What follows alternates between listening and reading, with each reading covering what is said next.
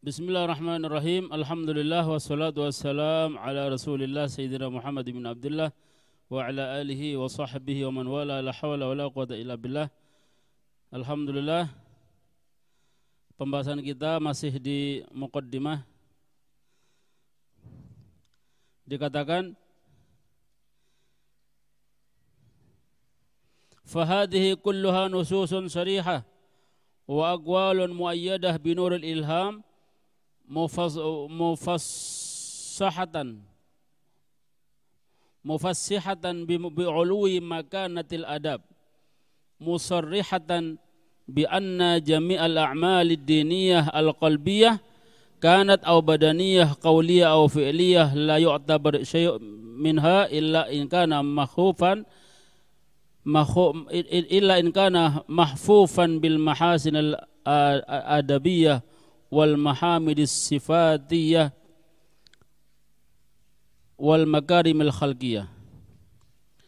Fahadihi kulluha, maka ini semuanya adalah nususun sarihah.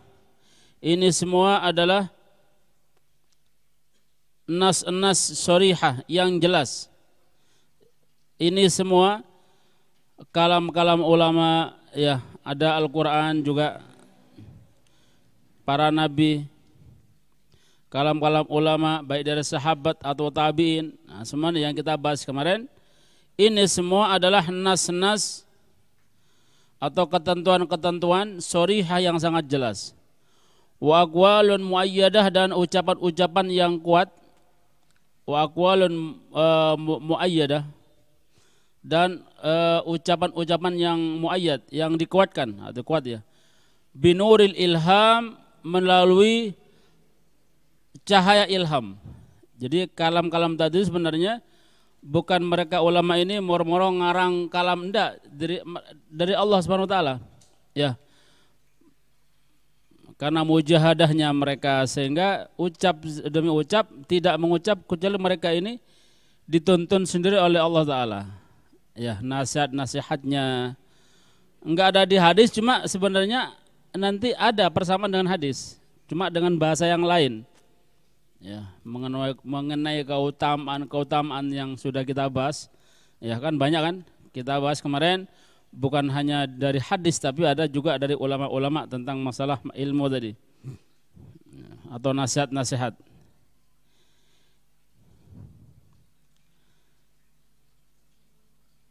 Jadi ini semua adalah ucapan yang dikuatkan melalui nur ilham, melalui ilham nur ilham, cahaya ilham dari Allah taala. Mufassihatan, yang menjelaskan bi'ului makanatil adab, yang menjelaskan akan tingginya kedudukan adab. Musarrihatan, sama dia, menjelaskan, menerangkan. Yang menjelaskan bi anna jami'al a'mal, bahwa semua amal ad-diniyah yang bersifat agama, amal-amal yang bersifat agama, baik qalbiyah itu yang dikerjakan oleh hati, au badaniyah atau dikerjakan oleh badan. Qalbiyah kanat, dikerjakan oleh hati, itu perbuatan, pokoknya ini perbuatan agama, ya. Au badaniyah, atau perbuatan tadi dikerjakan oleh badan. Kalau hati contohnya niat, ya, ikhlas. Kemudian au badaniyah, atau yang dikerjakan oleh badan, baik qauliyah au fi'liyah, dikerjakan oleh badan, baik itu dari segi ucapan atau perilaku pekerjaan. La yu'tabaru, tidaklah dianggap syai'un, tidak dianggap sesuatu, maksudnya enggak ada nilainya, ya. Dari amal-amal tadi, dari semua tadi, baik qalbiyah, niatnya, tujuannya, ucapannya, perilakunya, ya. Tidak dianggap sesuatu, tidak ada nilai ibarat, kecuali in kana mahfufan bil mahasinil adab, kecuali disertai dengan adab yang bagus, ya. Kecuali disertai dengan adab-adab yang bagus. Wal mahadih wal mahamidis sifatiyah, dan disertai dengan sifat-sifat yang terpuji, mahamid. Disertai dengan sifat-sifat yang terpuji, baik zahir atau batin. Ya. Wal makarimil khalqiyah, dan akhlak yang mulia. Makarim, khalq ya, al khalqiyah, makarimil al makarimil akhlak, dan disertai dengan akhlak yang terpuji.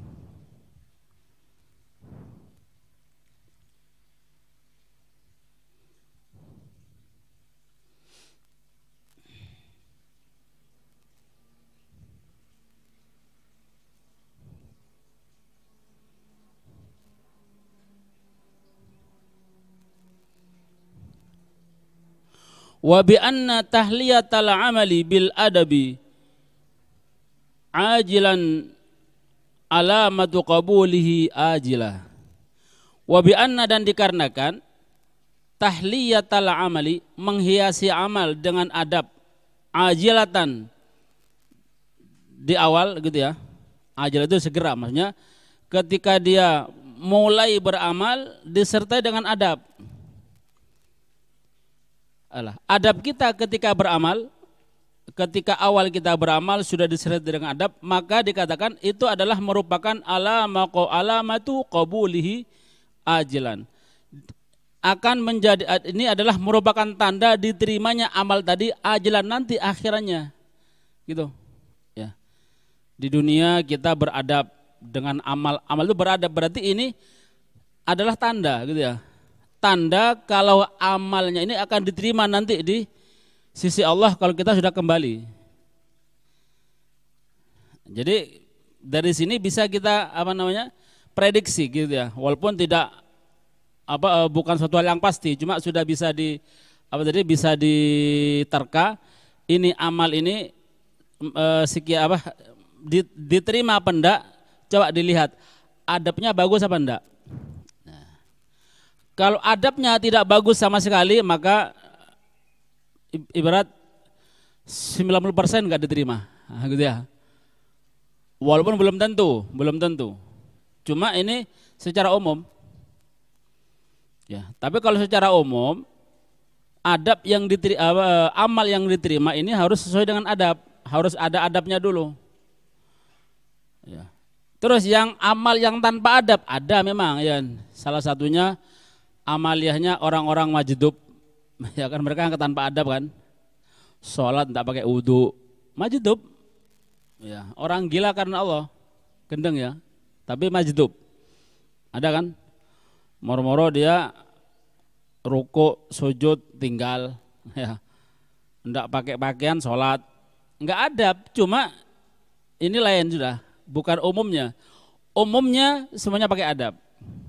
Kita ini karena kita ini masih waras gitu ya, masih normal, masih status kemanusiaannya masih normal, ya bukan orang yang ahli wusul sampai majdub, bukan ya, maka mau ndak mau harus pakai adab. Ya, setiap amal harus ada adabnya. Tanpa adab berarti menandakan amal itu tidak akan diterima. Di sini ya.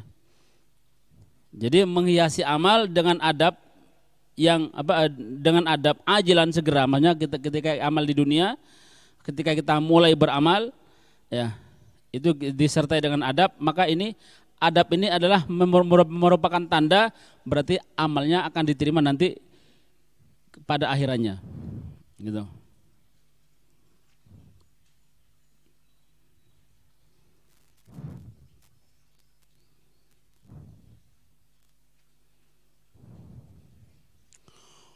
Wa bi annal adabi,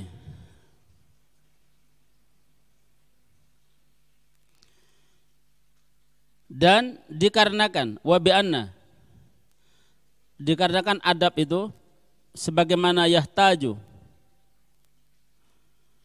dibutuhkan ilaihil muta'allim, dibutuhkan oleh si pelajar, fi ahwali ta'allumihi, di semua keadaan-keadaan ketika belajar. Jadi dikarenakan adab itu ya,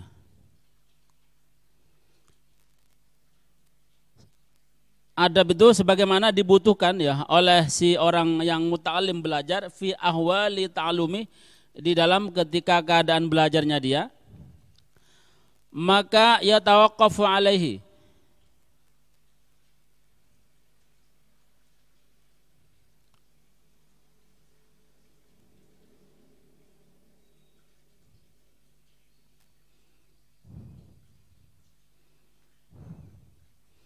Maka juga adab ini juga ya tawaqqafu alaihil muallim fi maqamati ta'limi. Maka adab ini juga dibutuhkan oleh si pengajar ketika di saat dia mengajar gitu ya. Ketika di saat-saat dia berada di maqam ta'lim, ketika dia di maqam mengajar. Jadi intinya sebagaimana santri itu wajib harus beradab dan dibutuhkan itu adab, maka si guru pun harus beradab. Tidak bisa muridnya tok tapi gurunya tidak adab. Satu contoh misalkan ya, muridnya khusyuk belajar tanpa merokok, gurunya merokok, ini sudah tidak adab. Ya, sudah tidak adab.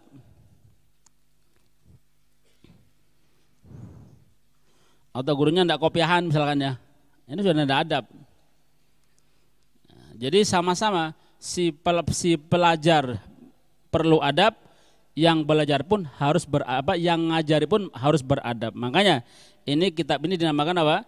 Adabul alim wal muta'alim. Adabnya orang yang alim, yang mengajar, wal muta'alim dan orang yang belajar. Jadi sama-sama harus ada adabnya. Nah, itu. Sehingga nanti keluarnya ini akan sempurna gitu ya. Ibarat 1 tambah 1 maka akan muncul 2. Tapi kalau 1 tambah 0 munculnya berapa? Ya 1 pancet, tidak ada peningkatan gitu ya. Itu logikanya.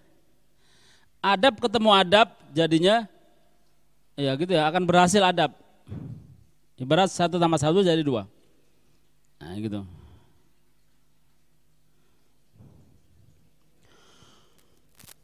Walamma balagatir rutbatul walimah. Walamma balagat rutbatul adabi ila hadil martabah wa kanatil madaraki mufassalatuhu khafiyah. Dan ketika derajat akhlak itu sudah mencapai pada tingkatan ini gitu ya, pada tingkatan apa namanya, pada tingkatan pelajar plus juga si yang ngajar juga harus ada adabnya, kata beliau ya. Ila hadil martabah wa kanat madariku mufassalatihi khafiyah. Sementara apa namanya, madarik untuk menemukan akhlak tadi, kriteria-kriteria ini ya, untuk menemukan kriteria akhlak itu mufassalah yang secara terperinci itu khafiyah, sangatlah samar, tidak gampang ya, tidak banyak orang mengetahui tentang adab tadi, terutama ketika belajar ya. Maka da'ani ma ra'aitu manihtaja talabah ilaihi wa asra tikraru tawqifihim alaihi ila jami'i hadir risalah tadkiratan li nafsi walil qasirina min abna'i jinsi. Da'ani, maka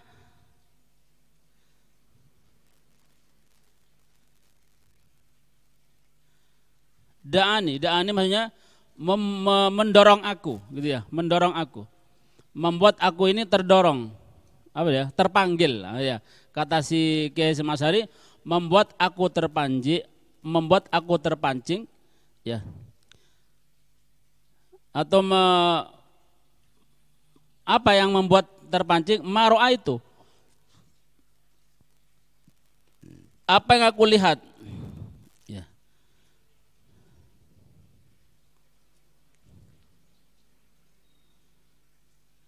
Min ihtiyaj talabah, apa ini ya, keliru. Min ihtiyaj talabah, dari apa yang dibutuhkan oleh pelajar ilaihi, atas akhlak tadi.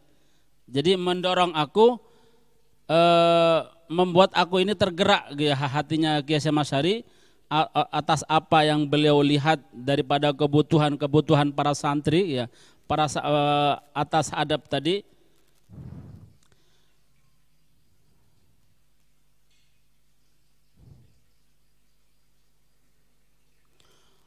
Wa asru tikrori tauqifim alaihi, dan sulitnya untuk mengulang-ulang.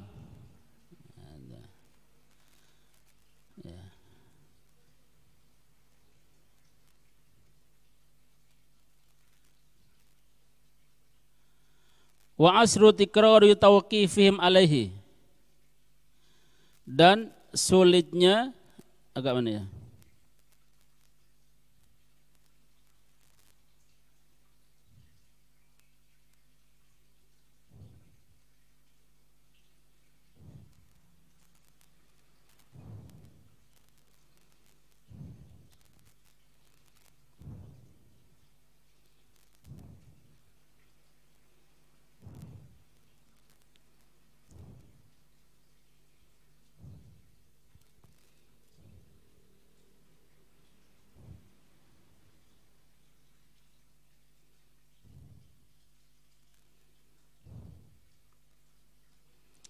Wa asru tikrari tauqifim alaihi,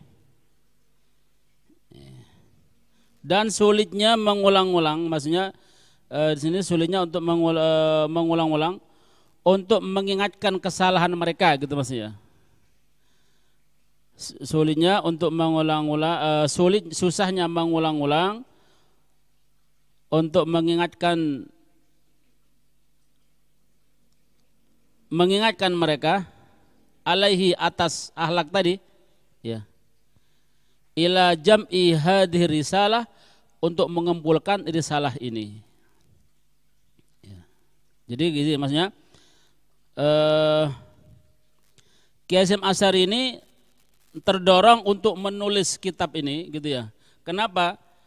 Karena mengingat banyak sekali apa-apa yang harus dikerjakan dan dibutuhkan oleh santri, dan kalau untuk mengingatkan santri itu sulit kalau pakai mulut gitu ya. Santri itu kadang-kadang atau juga pengajarnya ya sulit untuk kalau kalau diingatkan dengan pakai mulut. Apalagi ini sifatnya kan meluas. Ya, jadi nanti berpindah tempat satu ke tempat yang lainnya sulit, sehingga enggak ada waktu. Sehingga beliau ini menulis kitab ini supaya lebih manfaatnya lebih meluas gitu ya. Jadi tidak perlu pergi kemana-mana, cukup nulis risalah nanti bisa disebar kemana-mana. Nah, demi untuk mengingatkan, mengulang-ulang, demi untuk mengingatkan kesalahan para santri itu supaya berjalan di dalam jalan yang benar. Itu yang katanya yang membuat, yang mendorong hati Kiai Hasyim Asy'ari untuk mengumpulkan risalah ini. Jadi tujuannya begitu.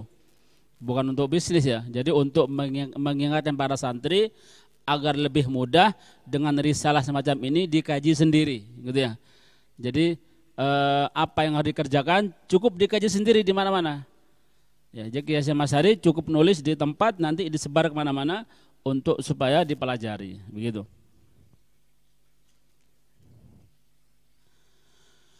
Kemudian tadkiratan linapsi, dan ini semata-mata tadkirah untuk mengingatkan. Untuk mengingatkan linapsi, diriku sendiri, kata Kiai Hasyim Asy'ari. Untuk mengingatkan diriku sendiri, nulis ini. Walil qasirina min abna'i jinsi, dan dari orang-orang yang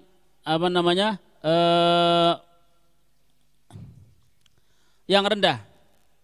Walil qasirin, dan orang-orang yang lebih rendah, min abna'i jinsi, dari orang-orang yang sejenisku. Jadi maksudnya beliau ini, kitab ini ditujukan untuk mengingatkan dirinya sendiri dan orang-orang bawahannya, gitu ya. Walil qasirin, dan orang-orang yang wawasannya lebih rendah dari beliau, min abna'i jinsi, dari putra-putra yang jinsi, yang sejenis dengan aku, yang punya pikirannya dangkal, yang kurang pinter gitu ya, yang masih kurang faham, gitu ya. Maka itu yang diingat. Tapi kalau yang sudah faham beliau enggak, gitu ya. Yang sudah faham beliau sama sekali enggak mengingatkan mereka. Sehingga beliau mengatakan walil qasirin, gitu ya. Bukan orang yang walil muta'alin, bukan orang-orang yang tinggi, cuma mengingatkan orang-orang yang rendah. Ya, statusnya dari dari beliau. Wasammaituha adabul alim wal muta'allim, Kemudian kata Syekh Hasyim Asy'ari, aku namakan kitab ini dengan adabul alim wal muta'alim, adabnya orang yang mengajar, wal muta'alim dan orang yang belajar. Jadi nanti sama-sama belajar gitu ya. Yang baca juga nanti bakal ketemu adabnya di sini, yang belajar santrinya pun juga akan ketemu adabnya. Jadi bukan murni ngajari yang belajar, tapi yang baca pun gitu ya, yang ngajar pun harus ada, nanti bakal ketemu adabnya harus bagaimana. Nanti jadi lengkap. Jadi bukan yang dengar tok, tapi yang baca pun nanti ada adabnya sendiri. Nafa'allahu biha fil hayah wa ba'dal mamat. Semoga Allah memberikan manfaat dengan kitab ini fil hayati, dalam kehidupan dunia, wa ba'dal mamati, dan setelah meninggal nanti. Semoga Allah memberi manfaat. Innahu waliyul hasanat. Allah lah yang mengurusi yang memberi al hasanat, yang mengurus gitu ya. Al hasanati, kebaikan-kebaikan. Nah, kita minta kepada Allah kebaikan karena Allah yang memiliki, yang urusi, yang semuanya itu ada pada Allah semua kebaikan. Nah, kemudian sedikit masuk ke dalam babnya, mesti lamanya, ke dalam bab yang menjadi tujuan kita belajar di sini. Al-babul awal, bab yang pertama.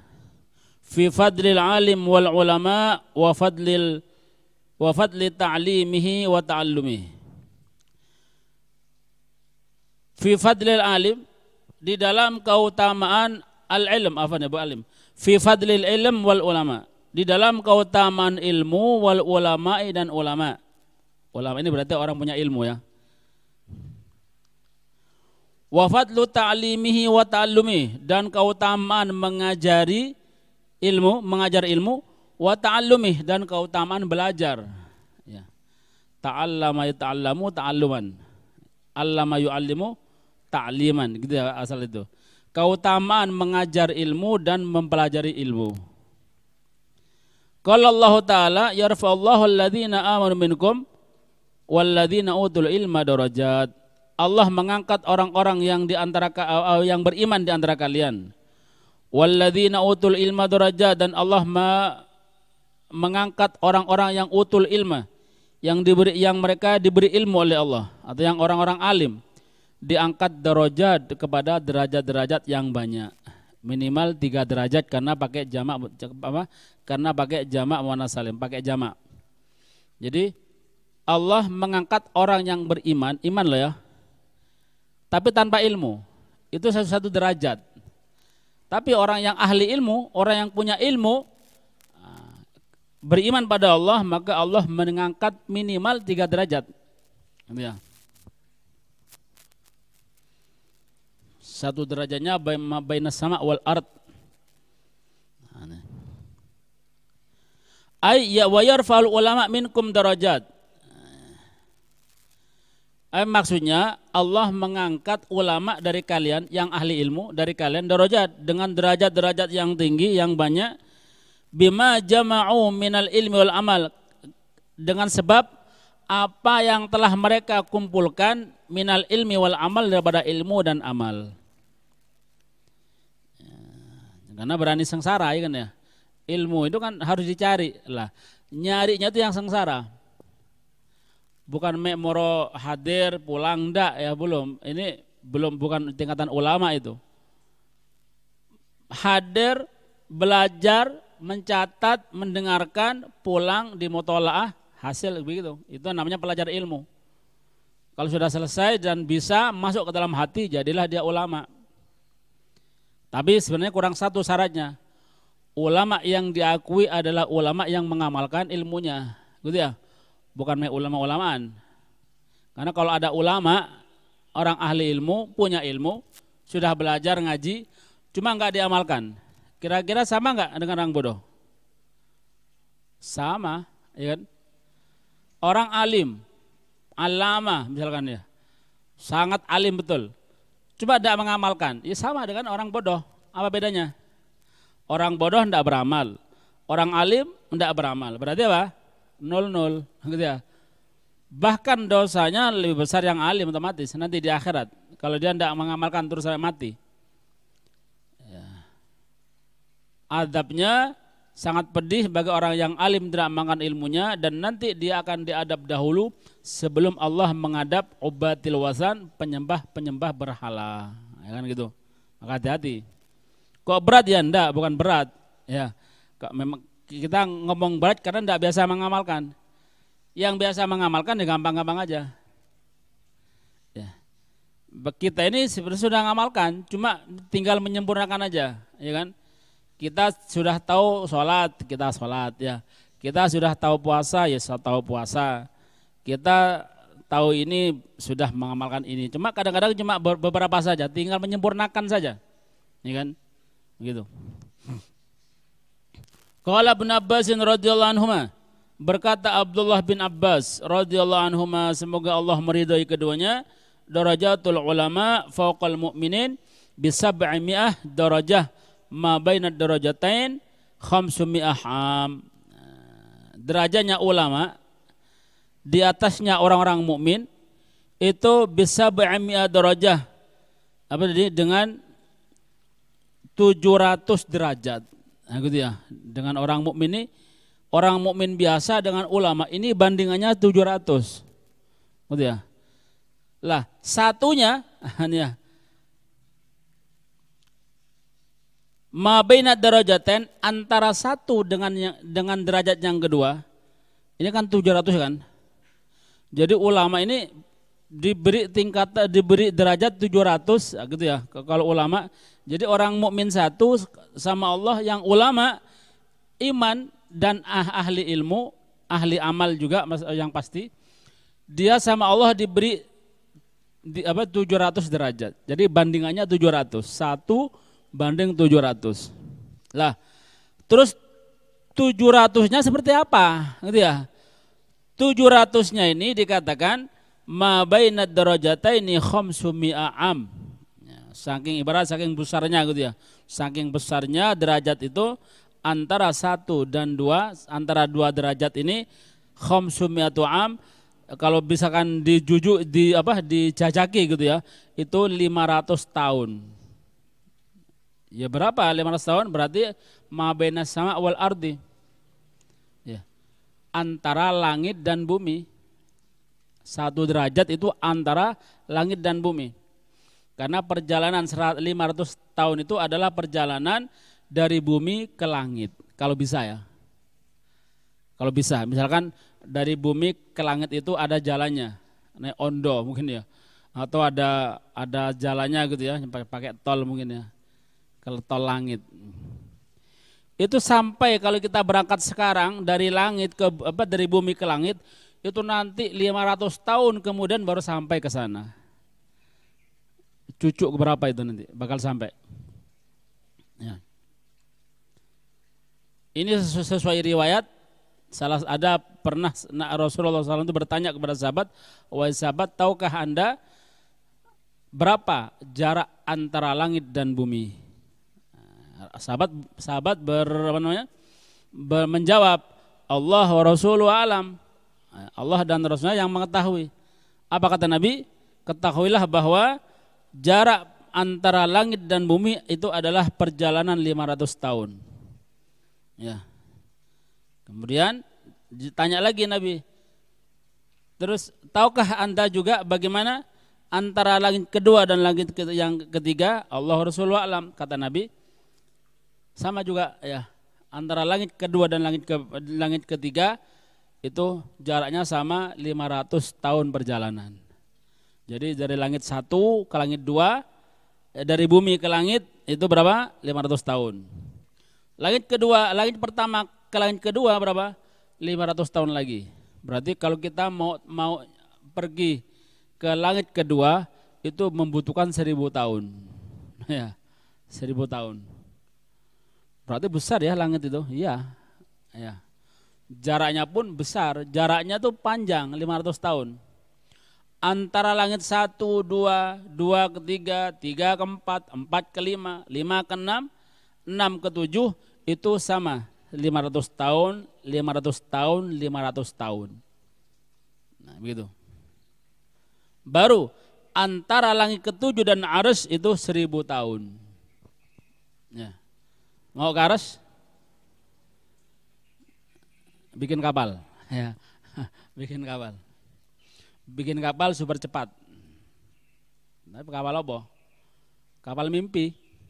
Ya. Sekali tutup mata sampai ente. Itu kapal mimpi. Itu jaraknya ya.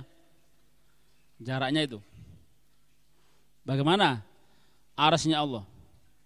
Padahal di arsy itu dalam hadis disebutkan bahwa di bawah arsy itu Allah membuat lampu-lampu kindil.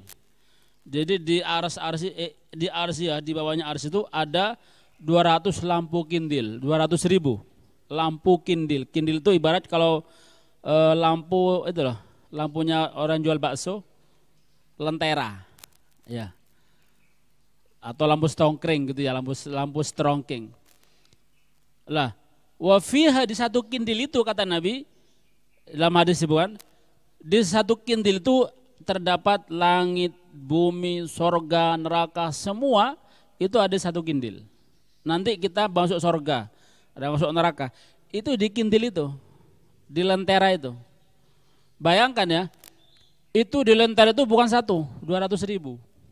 Berarti berapa besarnya arsy? Ya enggak ada yang tahu. Ya. Mungkin kalau ibarat arsy itu sak ruangan itu, langit bumi sak titik. Dunia kita ini sak titik itu berarti. Kalau di ibarat arsy itu ruangan ini. Jadi sak titik, gitu ya, sak titik ya. Bumi ini sak titik kita. Ya, kita nggak ada apa-apanya. Lebih kecil dari tengu, gitu ya.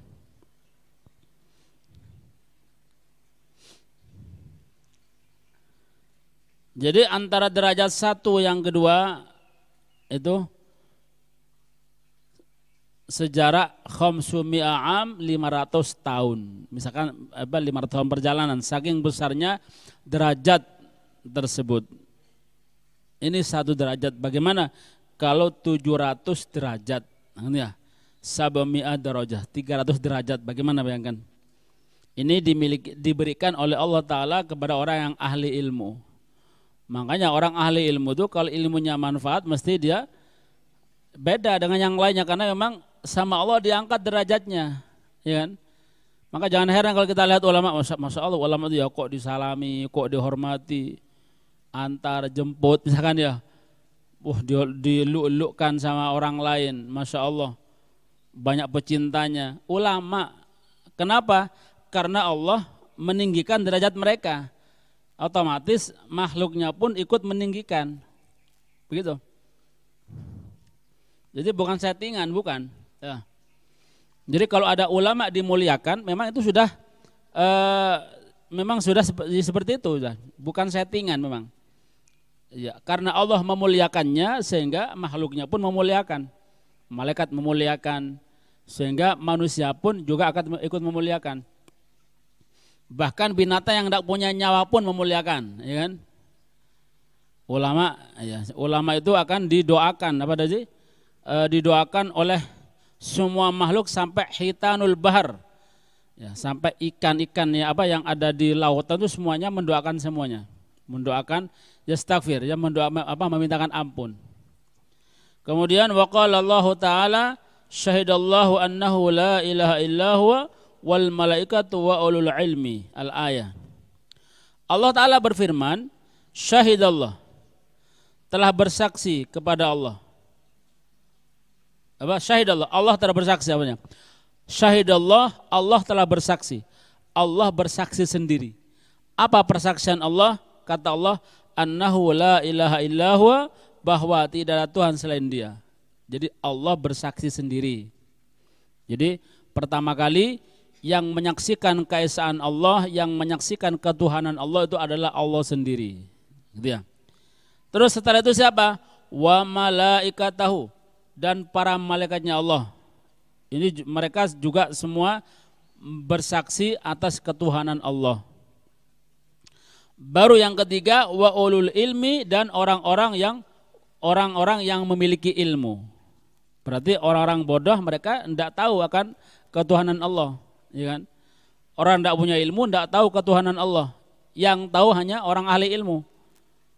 Ya, makanya kalau pengen imannya itu benar, gena ya harus berilmu. Tidak mungkin ya orang bodoh sempurna imannya itu tidak mungkin, karena mereka imannya ini bukan iman yang pasti, gitu ya. Karena mereka tidak menyaksikan dengan ilmunya. Nah, orang ahli ilmu menyaksikan dengan ilmunya. Makanya, ya. Jadi ini dikatakan ayat ini adalah ayat yang menunjukkan betapa tingginya derajatnya orang yang punya ilmu. Maka dikatakan fabada Allahu taala binafsih. Allah memulainya dengan dirinya sendiri. Jadi ketika dalam persaksian Allah memulainya dengan dirinya sendiri. Kemudian wasanna bimalaikati, dan Allah menjadikan yang nomor 2 dalam bersaksi adalah para malaikatnya. Baru yang ketiga wasallasa bi ahlil ilm, dan menigakalikan yang ketiga kalinya adalah bi ahlil ilm, orang yang ahli ilmu. Jadi derajatnya orang ahli ilmu setelah Allah Ta'ala, malaikat, baru orang-orang yang ahli ilmu. Setelah itu sudah enggak ada derajat sudah. Nah, ini. Maka kalau kita ingin derajat tinggi enggak ada lagi ilmu, ya kan? Bukan kekayaan, bukan ketampanan, ilmu. Derajat ilmu ini bakal dibawa mati, gitu. Wa nahika bihada syarafan wa fadlan wa jalalatan wa nablan. Wa nahika, cukup bagimu. Nah, gitu ya. Cukup bagimu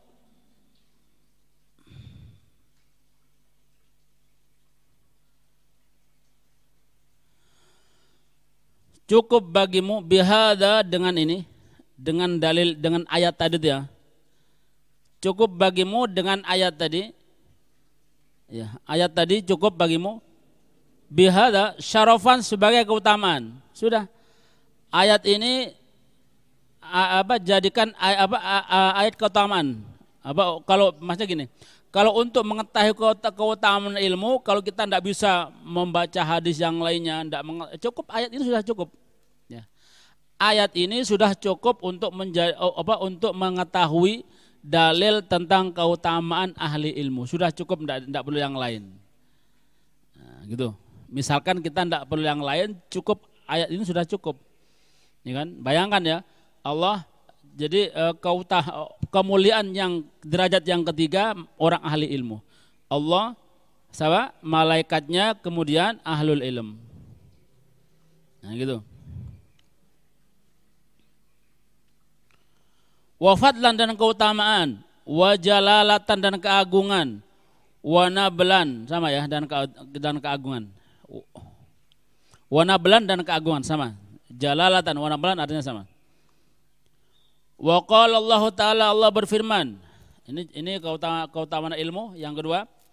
Innama yakhsyallaha min ibadihil ulama'u. Innama yakhsyallaha, hanyalah yang takut kepada Allah itu adalah min ibadihi, daripada hamba-hambanya adalah al ulama'u, ulama. Hanya ulama tok. Orang yang punya status ittaqullah yakhsyallah, orang yang takut kepada Allah, benar-benar takut, itu ya ulama tok, enggak ada yang lain. Ya. Karena ini innama hasr, ya, ada tuh hasrin. Innama ini alat untuk ada hasrin. Jadi untuk meringkas, jadi enggak mengecualikan, yang lainnya enggak. Jadi hanya gitu ya, hanya. Kecuali ulama saja yang takut kepada Allah. Innama yakhsyallaha min ibadil ulama. Hanyalah yang memiliki rasa takwa kepada Allah, yang takut pada Allah daripada hamba-hamba Allah adalah al ulama.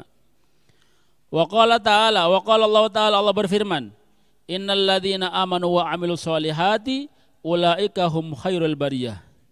Ila qaulihi ta'ala, dzalika liman khasyya rabbah. Nah, ini sudah mau jam 5, mungkin nanti diteruskan di waktu yang akan datang. Kurang lebihnya mohon maafnya. Assalamualaikum warahmatullahi wabarakatuh.